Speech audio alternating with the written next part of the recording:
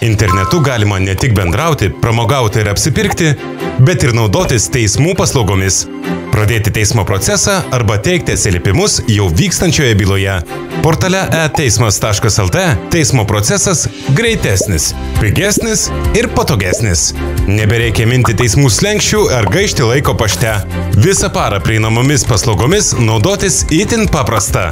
Tai reikia užsiregistruoti per elektroninius valdžios vartus arba paprašyti teismų suteikti prisijungimo duomenis. Portale e-teismas.lt galite peržiūrėti informaciją apie bylas, užpildyti ir pateikti dokumentus teismui, klausytis posėdžių garso įrašų, atlikti mokėjimus arba perduoti juos kitiems asmenims.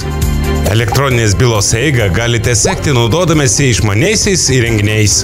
Gausite pranešimus elektroniniu paštu arba SMS žinute, o su procesiniais dokumentais galėsite susipažinti jums patogiu metu.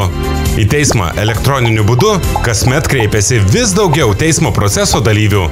Branginkite savo laiką. Rinkitės e-teismas.lt.